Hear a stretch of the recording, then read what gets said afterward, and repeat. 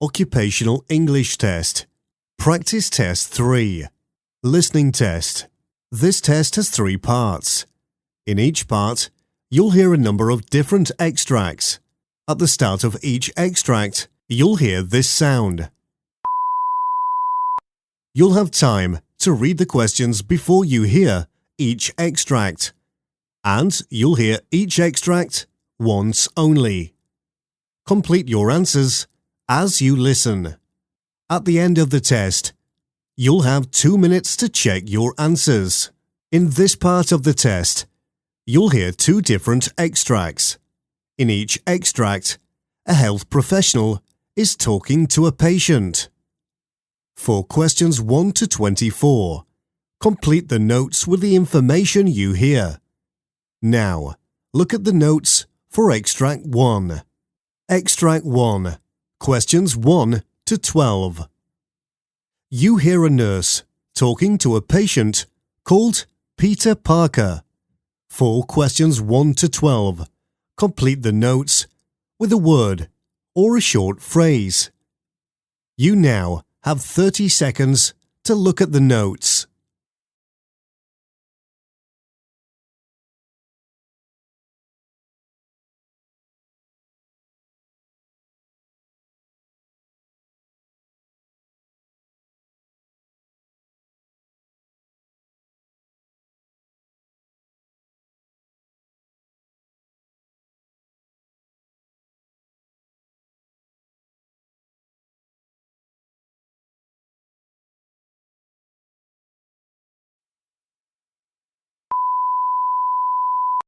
Come on in, Peter.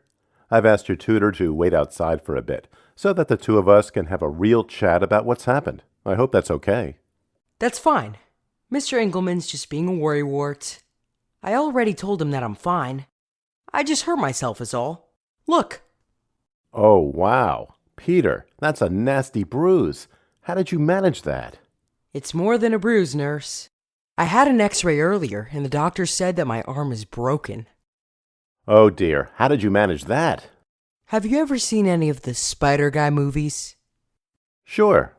Well, in the second one, about halfway through, there's this one scene where he hangs off of the Empire State Building when he's being chased by Lido. Well, I share a room with my little brothers, Prentice and Polly. Prentice was Lido. Polly was a cop, and I was Spider Guy. Anyway, at around 7 a.m. this morning, I jumped onto my bunk bed trying to swing off of it into Prentice and Polly's, but missed, fell down, and landed badly on my side. Oh no. That's not the worst part, nurse. I have a real stinging pain on my left elbow, and it's not just this bruise. My thigh's got a nasty one on the same side as well. Well, I guess you and your brothers won't be playing that game again. No, sir. It wasn't even my idea in the first place, but I've learned my lesson. I hope so. So, Dr. Gessens asked me to check the fit on your cast and to make sure that you get a cold compress too. Is that like an ice pack? Yes, it is. It'll slowly get warmer when it adjusts to room temperature, but if you find that that happens and you're still feeling the pain, then you can still get the same sensation by using a frozen bag of peas or something similar from the freezer at home. Okay, thank you. You're welcome. I mean, I can see on your notes that Dr. Gessens already prescribed you with painkillers. Is there anything else I can help you with today, Peter? Nah, unless you know how to make time go faster. I really want to be better. My mom won't let me ride on my bike or skate, and it's such a drag. Why do parents have to be so strict all the time? I know that what I did wasn't the smartest thing I've ever done, but this is a little harsh, don't you think? I don't think your mom's trying to punish you. I mean, what did Dr. Gessens say? He said the same thing, pretty much. I think they're both just worried that the increased physical activity might make your injuries worse. It's good advice, Peter. I would lay off the extracurriculars and concentrate on getting better. When you're feeling better, do me a favor and call in and ask Dr. Gessen for his say-so and further advice. I will. Nurse, can I get a sling? Then everyone will know that I'm hurt, and it will look way cooler that way. It's a good idea to rest it, so I'll see what I can do. Thanks. You're welcome. I'll ask for you to get an appointment to come back to see Dr. Gessen in 4 weeks' time for another x-ray, to make sure that everything's healing nicely. It'd also give you a chance to get a new compress if you still need one. Extract 2. Questions 13 to 24. You hear a speech therapist talking to a patient, Rana Anderson. For questions 13 to 24, complete the notes with a word or short phrase. You now have 30 seconds to look at the notes.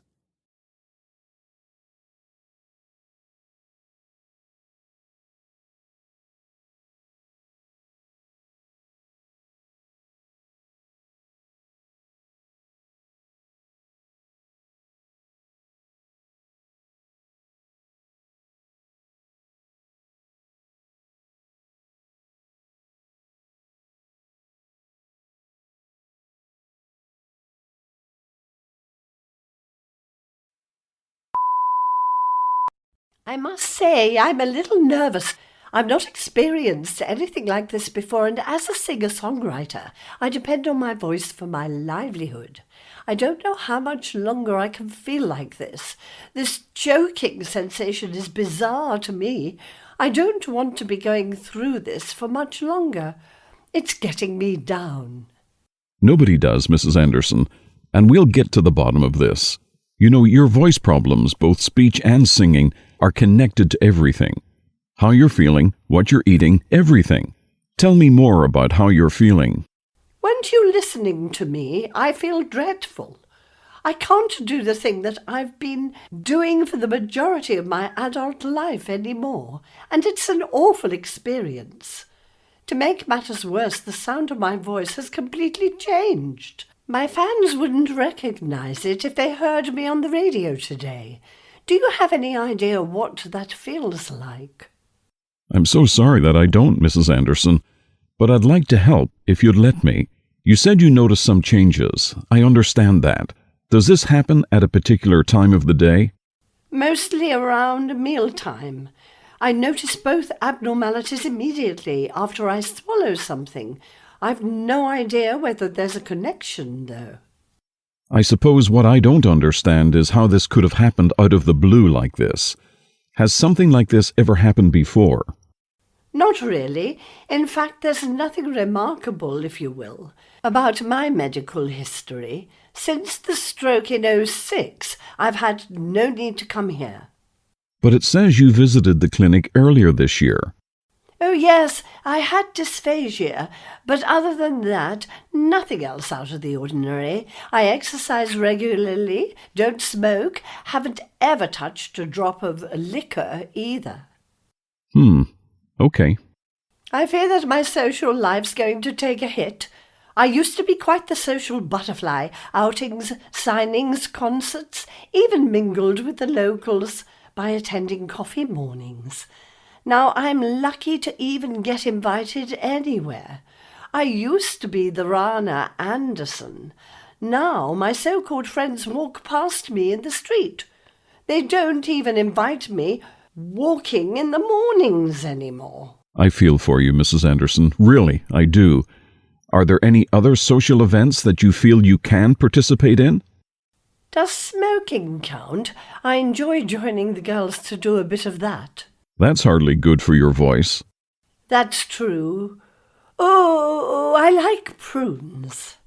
Oh, Yes, sometimes I meet up with friends to try new varieties. Raw, shakes, and cocktails are on the menu. that sounds lovely. I hope you keep doing that.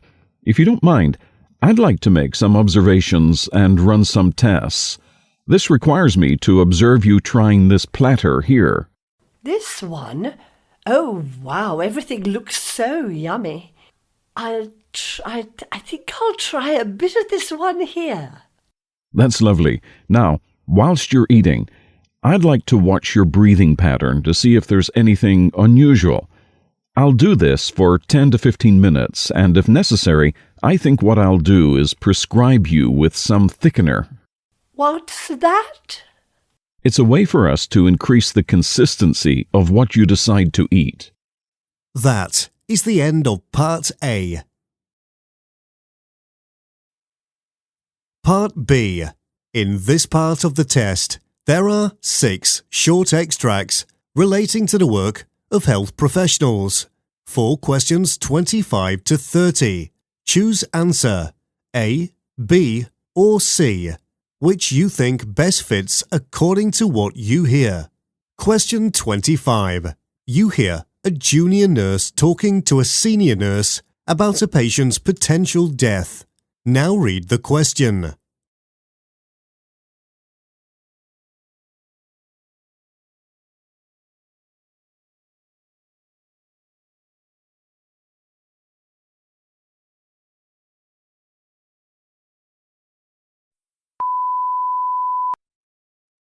Would you listen to my analysis of this patient, please?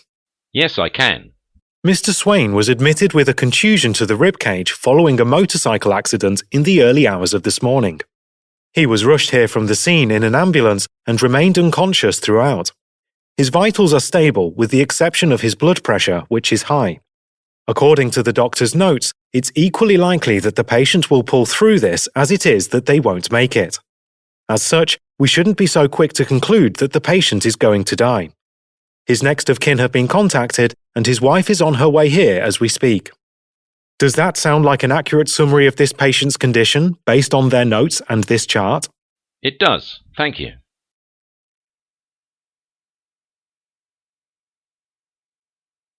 Question 26. You hear 2 nurses talking about an alcoholic patient.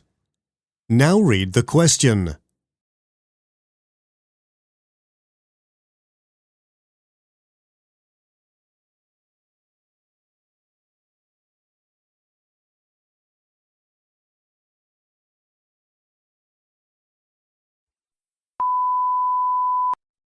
You won't believe what I'm dealing with here.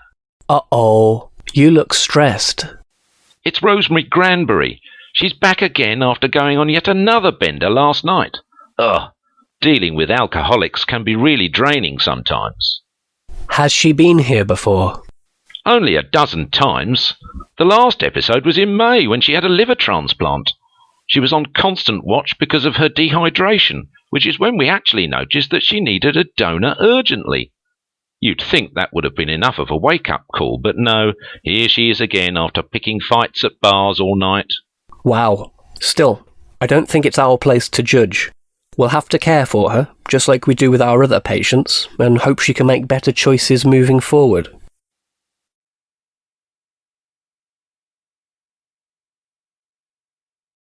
Question 27.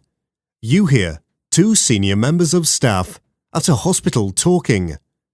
Now read the question.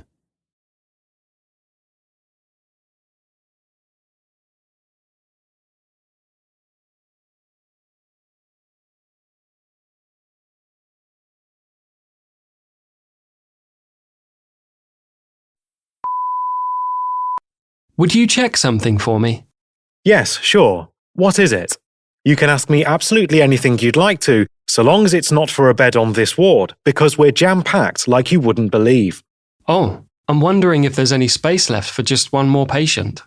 You have got to be kidding! Did you not just hear what I said? Seriously, I wish I could help, but I just don't think it's possible. The last I checked, there were 12 patients still waiting to be warded. Your patient's going to have to get to the back of the queue, I'm afraid. I was hoping you wouldn't say that. He's been waiting for 4 hours already. I doubt either him or his already annoyed mother-in-law are going to be too pleased about this news.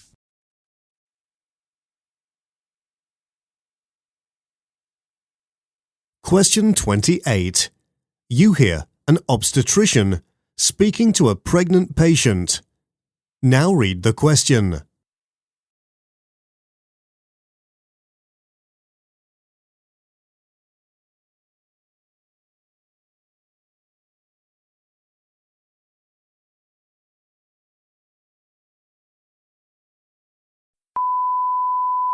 Come on in, Mrs. Fernando.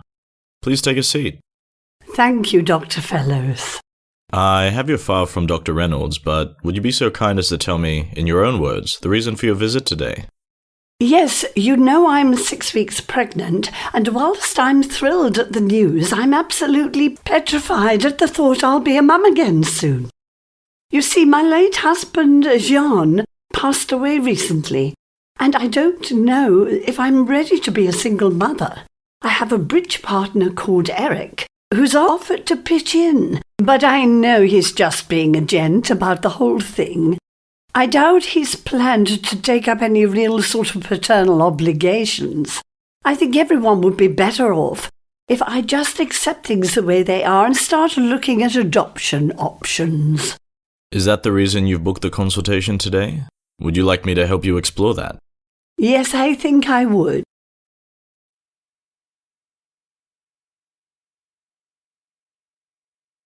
Question 29.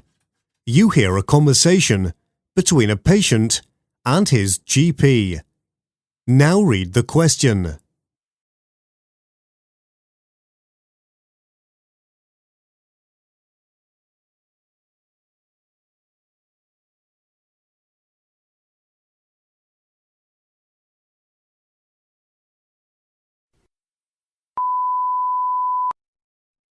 I've not seen you in a while. How can I help you today?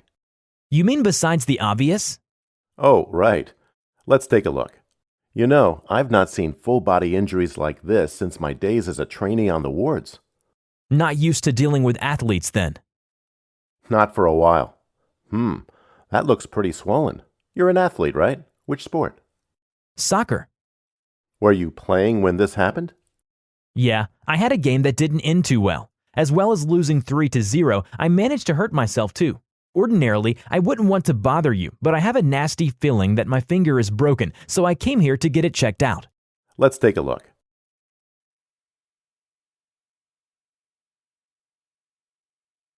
Question 30. You hear a conversation between two nurses. Now read the question.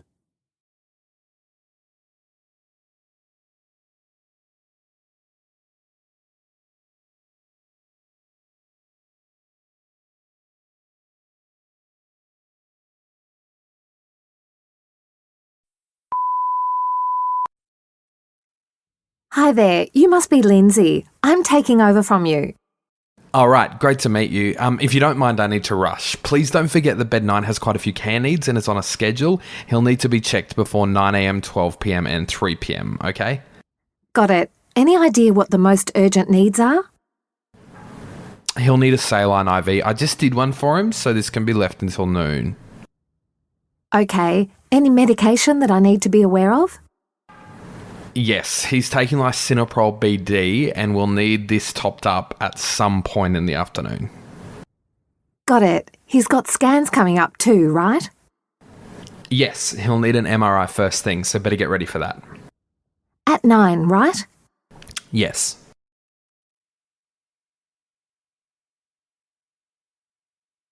Part C. In this part of the test, you'll hear two different extracts. In each extract, you'll hear a healthcare practitioner talking about aspects of their work. For questions 31 to 42, choose answer A, B, or C, which you think best fits according to what you hear. Extract 1, questions 31 to 36. You hear an interview with obstetrician Jessica Day discussing fertility. You now have 90 seconds to read questions 31 to 36.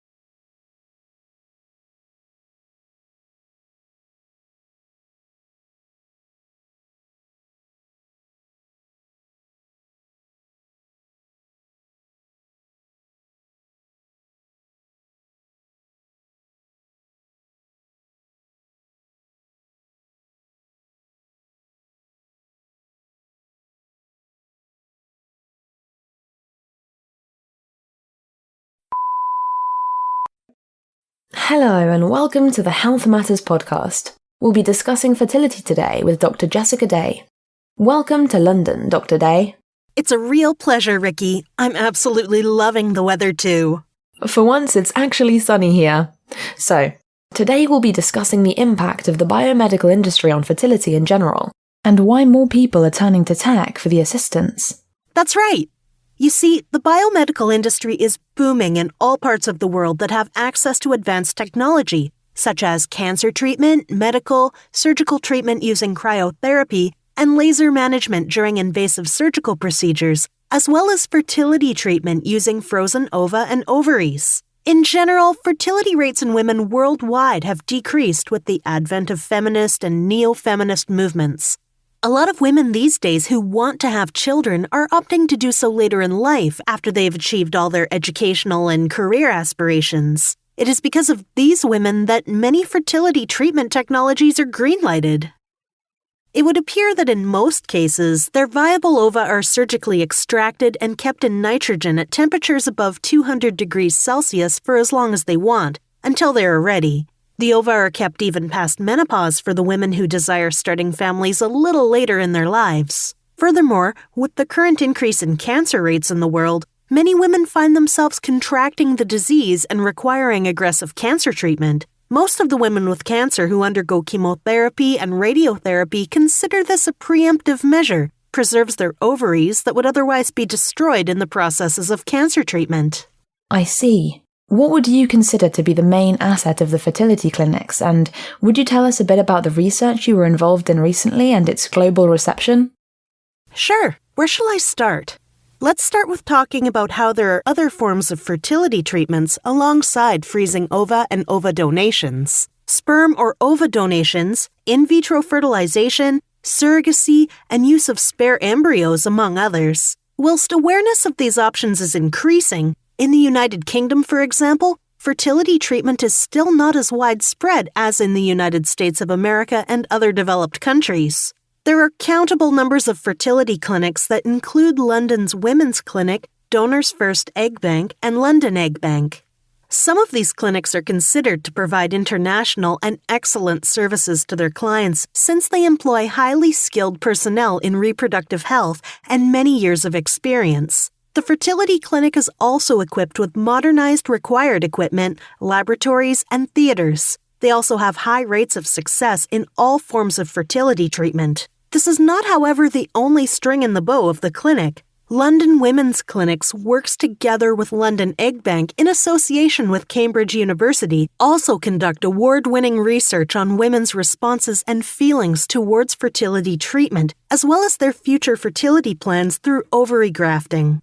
According to a study conducted on ovarian tissue and oocyte cryopreservation in European countries, the results showed that most European countries are embracing the advancing technology of ova cryopreservation.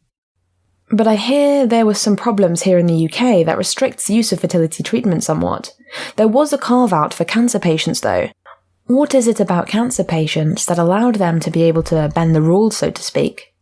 Well, in the UK, several rules govern fertility treatments, and there should be sound reasons why one should require ova cryopreservation, such as medical conditions like cancer or non-medical conditions, that one must give a valid reason for doing so. The rules are flexing as time passes, and several studies show that soon, many people in the UK will embrace fertility treatment. With regards to cancer patients, however, regulation is less strict. Patients are often given time to decide their future fertility goals and then make a choice on whether they want to have their oocytes preserved or not. In such cases, the government can help in funding the cryopreservation of the oocytes from the cancer patients since it is for medical reasons. For non-medical purposes, the women needing cryopreservation is required of a certificate by the law, which is renewable after 10 years, and failure to do so, the process is considered illegal. What happens post-fertility treatment then? The women who preserve their oocytes for non-medical purposes do so to be able to help a couple in future who will be unable to have children, or even a relative like a sister with future fertility problems. After the women have finished their treatment or are ready to have a child, ovarian grafting or transfer of frozen embryos is completed in order to achieve conception.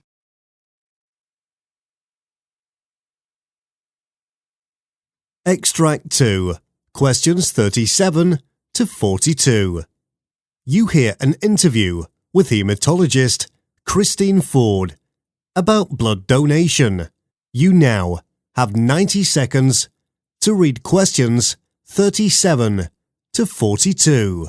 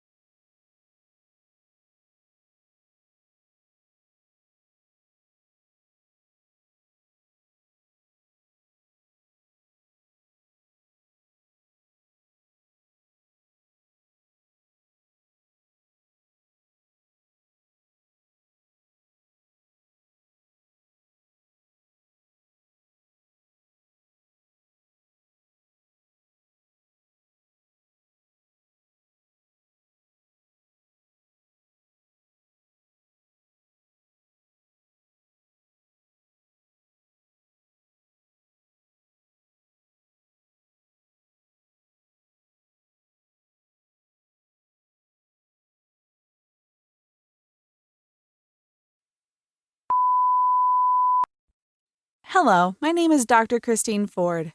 I'm a hematologist on a mission to make giving blood more accessible to the masses. Blood donations and transfusions go hand in hand in most cases. Sufferers of certain conditions like thalassemia, sickle cell disease, and hemophilia, for example, require regular transfusions. In fact, the number of people in the world needing a blood transfusion is increasing. In most countries, blood donations are voluntarily made, and the number of charitable blood donors has increased to 112.5 million people over the years. According to the World Health Organization, most of the blood donated by voluntary donors is given to recipients who are 65 years and above. However, in low-income countries, 65% of the blood donated is transfused in children under the age of 5. The donation rates still vary in both the low-income and high-income countries, in that high-income countries account for 32.1 donations, upper-middle-income countries account for 14.9, while lower-middle-income countries account for 7.8.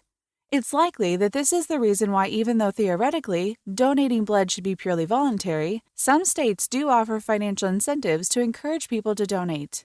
Blood is often extracted from an individual who volunteers after screening for certain diseases like HIV/AIDS, Ebola, and hepatitis virus, among others, has been completed. It can either be transfused as a whole, or some parts of it like the plasma, platelets, or white blood cells only. According to the National Health Survey, whilst the majority of people are allowed to donate blood in the U.S., the practice is regulated. One such regulator is the Advisory Committee of Safety of Blood, Tissues, and Organs, who released new rules regarding the treatment of donors in 2017. According to a national health survey in the United Kingdom, the number of daily blood donors needed to provide enough blood for the number of transfusions that occur daily is 6,000 donors per day. Annually, the number of new donors needed by blood donation centers is approximately 200,000 people. To date, the majority of blood donations are made by people over the age of 45, spurring multiple campaigns aimed at encouraging young people to participate. Blood donation does not depend on ethnic characteristics, although significant efforts are made to encourage ethnic minorities to increase their engagement with blood centers due to the significantly lower number of registered donors from diverse populations. So first, let's consider the characteristics of the ideal donor. The person must be fit, healthy, and free of viruses like HIV/AIDS or any type of cancer. Ideally, they would weigh between 7 and 25 stone and would be between 17 and 66 years of age. As an exception, previous donors can be aged up to and over 70 years old if they have given blood within the last 2 years. Assuming the aforementioned criteria is met, there is a preference for male donors over female donors, as their additional average body weight means that they are likely to have suitable iron levels. Furthermore, their platelet count is usually higher, and as such, they are on average able to give blood more frequently, every 12 weeks opposed to every 16 weeks for women. After a suitable donor is found, in order for a blood transfusion to take place, the blood must be screened and it must be ensured that it is safe to use. The grouping and cross-matching of the donors and recipient's blood are also important prior steps. During the transfusion process, the recipient must be keenly monitored for any reactions to the blood being transfused. In addition, their vital signs like blood pressure, temperature, and pulse rate, among others, should be observed quarter-hourly and documented correctly throughout the whole transfusion process. Part of my mission to demystify the process of becoming a blood donor is speaking to people who have either given blood in the past or have given it serious consideration. Using an anonymous survey, I ask them why they decided to partake in this altruistic and life-saving act. I find that by anonymizing the results, we are able to elicit more candid responses, meaning that the reasons I hear are rather surprising.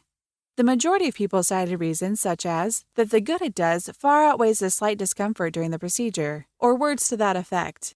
However, every now and then, I'd come across a story about a person who felt that they would have died if it wasn't for their donor and the stranger who made blood available to them. The new lease of life they now have has made them so grateful that they wish to pay the kindness forward to someone else.